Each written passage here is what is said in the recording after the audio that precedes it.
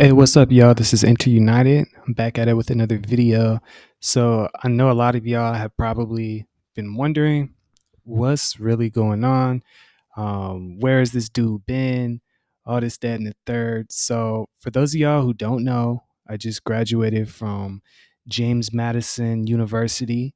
Um, because of that, because of finals, because of graduation, because of the activities after graduation, I haven't really been able to hit y'all with any videos, and I know a lot of y'all wanted some videos um, in the meantime, but that's okay. I don't have a huge fan base right now, um, but certain things comes first. School came first, but now I will have a lot of energy and time to get into Inter Milan videos, as well as some more videos about the USMT. Now, I left off with the USMNT talking about the World Cup. I know I left on like a very weird note because of what happened with my channel. I got hit with this strike, and it sort of, I'm not gonna lie, it kind of discouraged me. While I mean, I was trying to make videos like right before finals, which is a bad idea anyway, to be honest with you. But I mean, that's when the World Cup, came out, and I knew I really had to make videos for the World Cup. I knew that would bring a lot of attraction and energy into, um, the upcoming into the World Cup into my channel.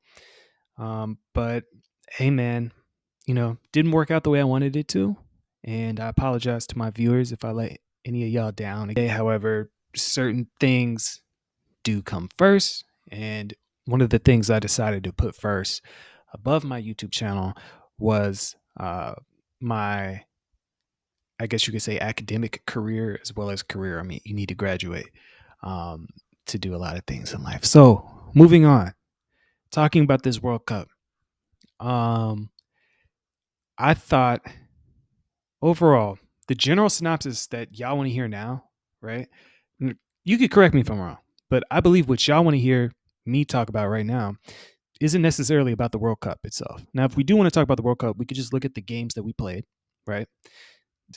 What I want to know, what I believe y'all want to know is, do you think it was good enough to keep Greg Berhalter? Bahata. Do you think it was good enough to keep Greg? I don't know. I don't know if this performance. Let me know in the comments, y'all. Do y'all think we should keep Greg? Because I will say this, we were a lot better than I expected us to be. But then again, is that because Greg is just so like was just so not good before the World Cup that we were like surprised to be any good at all? Or does it have nothing to do with Greg? I mean, look at our players right now.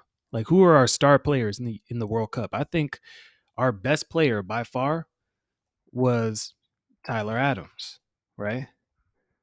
Okay. What's wrong with that? Well, Tyler Adams is like a 23-year-old kid who plays for Leeds United, right? He's not bad. He's not a bad player at all. Very solid player. But if he's your star player, that's worrisome, right? I mean, you had guys like McKinney who were really good in stretches, right? But he couldn't really play a full 60 throughout the World Cup, or full 90, excuse me, throughout the World Cup, consistently at least. Why? Because of injuries. Same thing, Christian Pulisic. He has a whole bunch of injuries. Christian Pulisic wasn't good to me in the World Cup. If we're just talking about overall performances throughout the World Cup, throughout the entire World Cup, Christian Pulisic just didn't do it for me. And I love me some Christian Pulisic.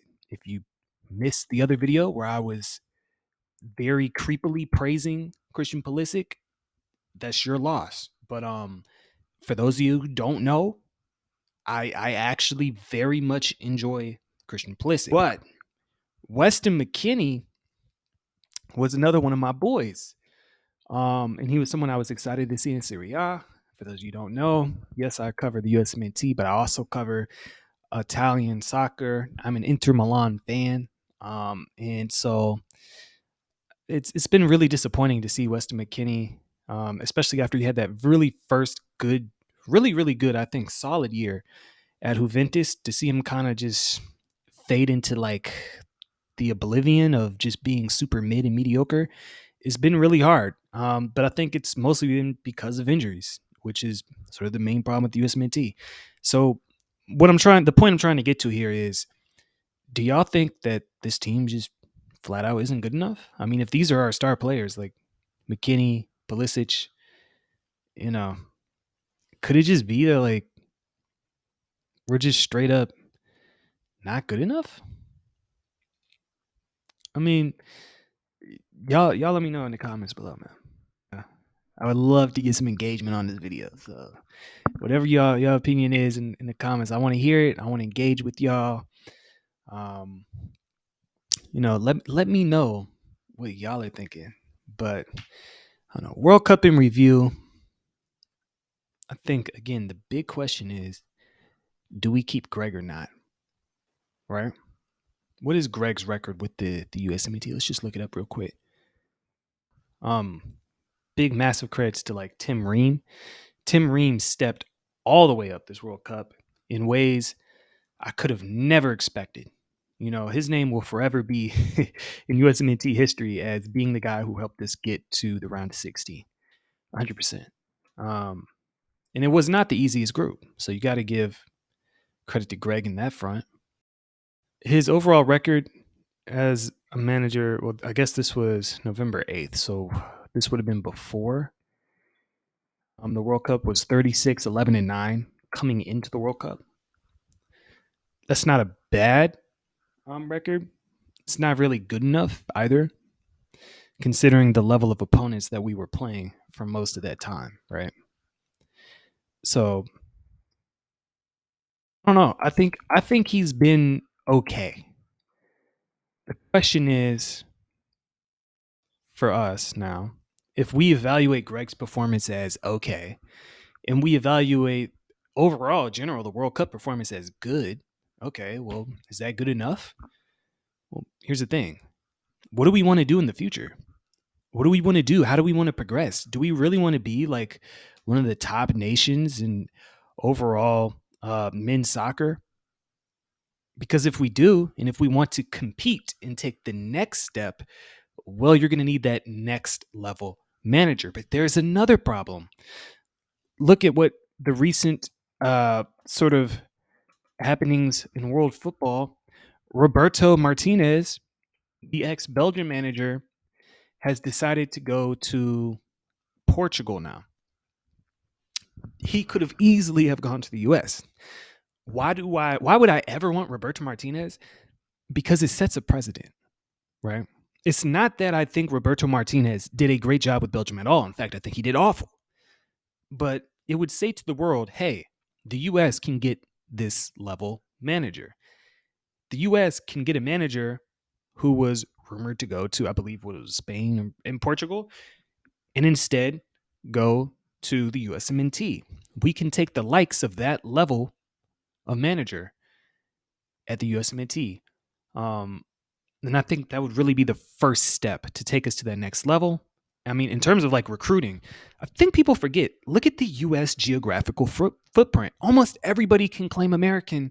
In terms of all these European soccer players, almost all of them can somehow claim American. You look at guys like Trent Alexander-Arnold. You know, maybe he hasn't been doing so well recently. But, the level of quality he could bring to the USMNT is crazy, right?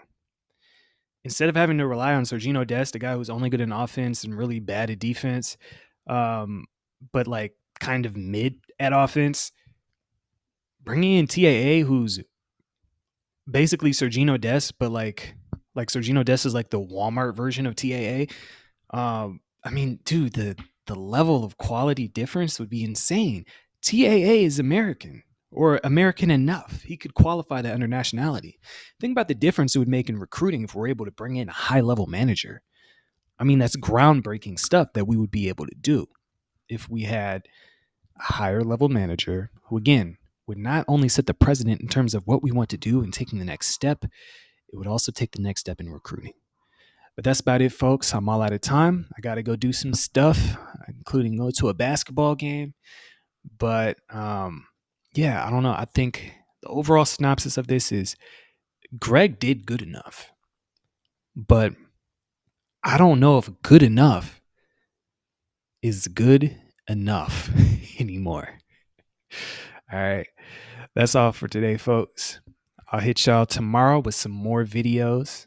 Well, actually, I believe this video will be uploaded on January 8th on Sunday. And so hopefully this will be uploaded with multiple other videos, including some more Italian soccer updates. I have some reporting stories to get into. I'm going to get deep into the Juventus scandals, as well as some more updates about Inter Milan, because I haven't talked about them in forever, as well as just some overall European football content if I can get that out tomorrow. If not, I'll try to push that out to a later date.